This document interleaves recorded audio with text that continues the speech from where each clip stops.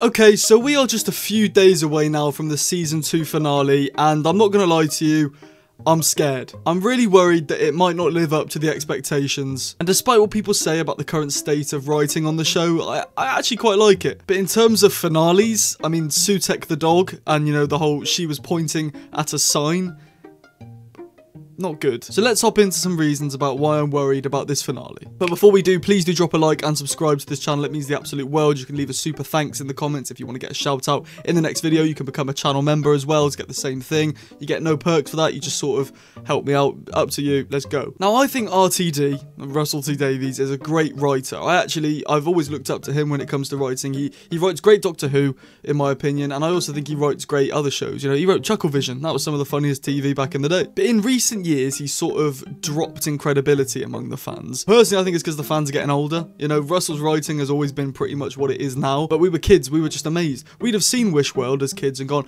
oh my god, there's so much stuff happening, this is so exciting, there's big evil, yeah. But because we're older, we're like, well, we know the world's gonna go back to normal, let's just hope it's not disappointing. I think we need to go in with our kid brains of like, woo, woo, woo. But putting that all aside, he does have a history of underwhelming fans in his finale, so let's just go through some. Straight away, I'm going to ignore Series 1 with Christopher Eccleston because I actually think that finale is one of the best we've ever had. It's my second favourite finale behind The World Enough and Time and The Doctor Falls. I mean, they're very close. Let's ignore that. Doomsday and the Army of Ghosts, right? Rose Tyler's exit for Series 2 with David Tennant.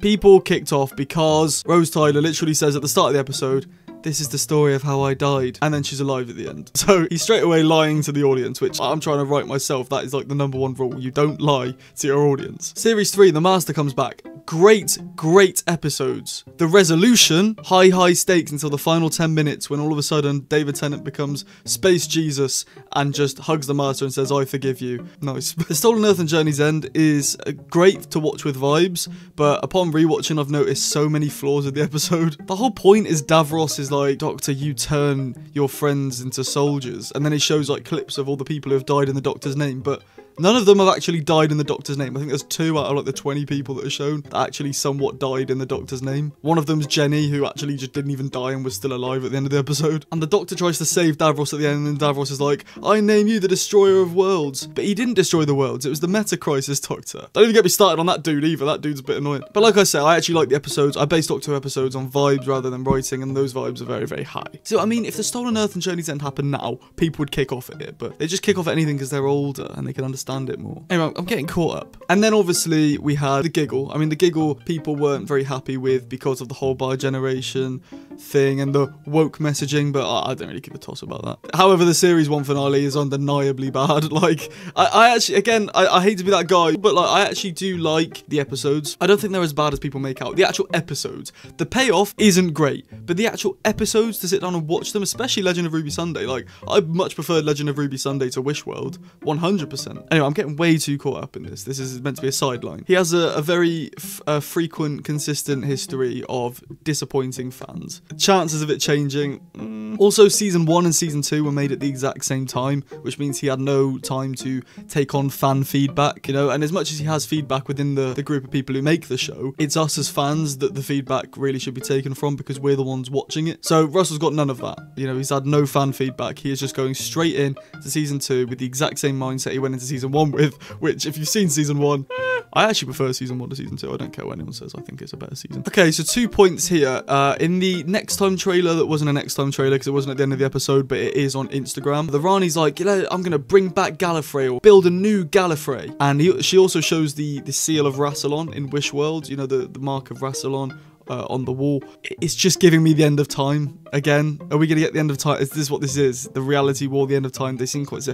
We're just going to get the end of time again, aren't we? Where the whole episode is the big build-up. Gallifrey's trying to push through. Omega's trying to push through. And then at the very end, the Doctor sorts something out. He shoots a machine and they all get sucked back in. Is that what's going to happen? I hope not. I actually prefer RTD's writing over Moffat's, but one thing I can always respect about Moffat is he doesn't just make his endings predictable. Say, for example, right, there are people out there who say the end of time was slightly co-written by Moffat as well, which I don't know if it is true, but I think if later on in Moffat's run, say the end of time is like a Capaldi episode, I think Moffat would have let Gallifrey come through, the Doctor would not be able to defeat it and shoot a button and then they would suck back in. I think he would have let Gallifrey and Omega come through, and it could be this constant villain, but he doesn't know where it is. You know, obviously we know Gallifrey was frozen, but where is it? That was a whole thing. I think it would be similar to that in like, well, Gallifrey's out there somewhere. We don't know where it is. We don't know where Omega is, but he might come back one day, you know, that sort of thing. Whereas Russell likes to just hit the reset button, and I don't think that's the right way to go about it. I can also see the Doctor shooting the Rani in this episode. They're trying to take the Doctor down a darker route whilst also being lighthearted, but it's like they're very just one end, you know what I mean? There's never a mixture.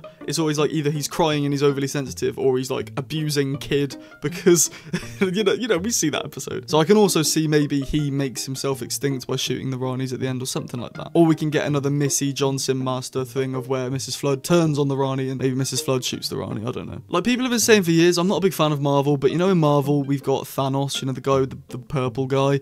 He's like an ongoing villain that's just always out there. People have been saying we need that for Doctor Who, and I think Omega could be Omega. I think he could be a very good shout for this, you know, just a villain that keeps cropping up every few seasons. It's Omega again. What's he doing? Because he's so powerful. I think we're forgetting how powerful Omega actually is.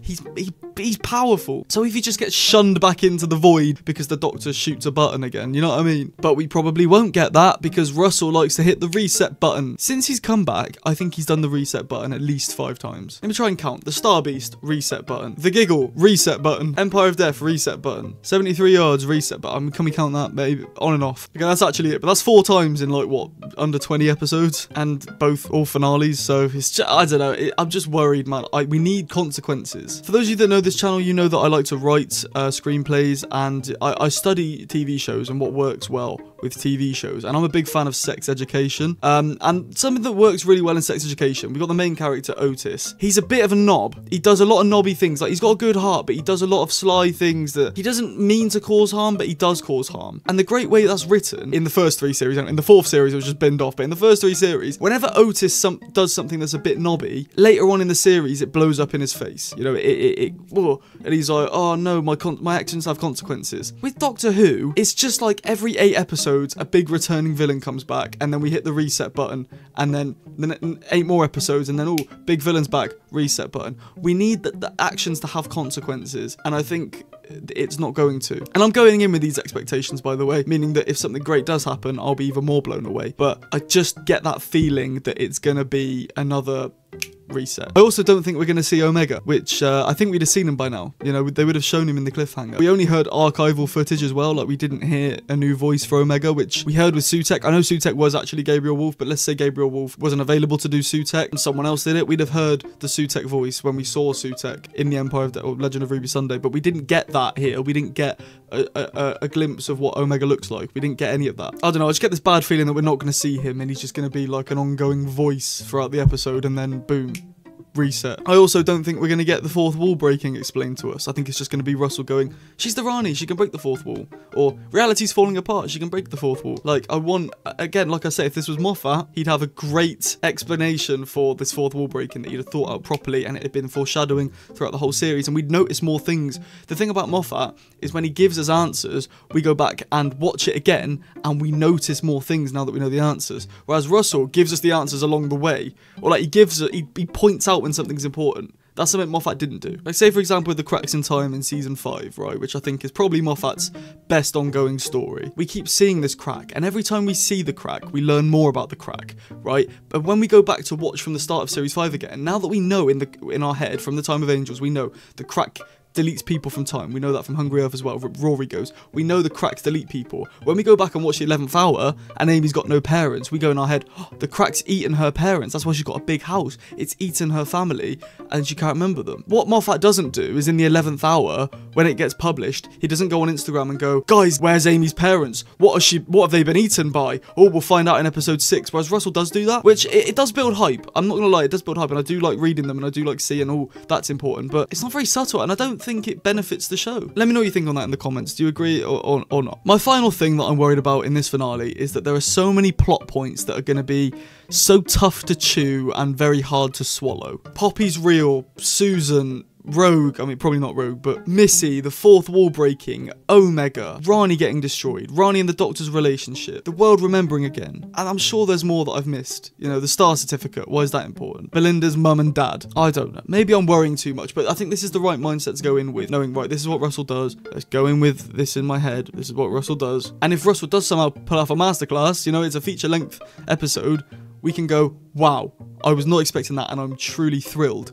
But for now, I'm going to just keep it down on the radar, not go in with these high expectations like I did last year. Which is no offense to Russell, I just don't think the mysteries got paid off well last year. Maybe they will this year. Look, only you know you've seen it. I haven't seen it. I don't know. But yeah, let me know what you think on this matter. Leave a comment down below and subscribe with the notification bell on, and like. I did that, but I didn't say like. And like I say, if you want to get a shout out in the next video, you can leave a super thanks in the comments below. It's about £2. You can also become a channel member if you so wish. You don't get anything for that at the minute. I'm going to set something up in the future. I know I keep saying it, but I will. But yeah, it's just extra support for me. But if you don't want to, you don't want to. That's absolutely fine. Thank you very much for watching, and I'll see you again tomorrow. Goodbye. Q Duggadoo.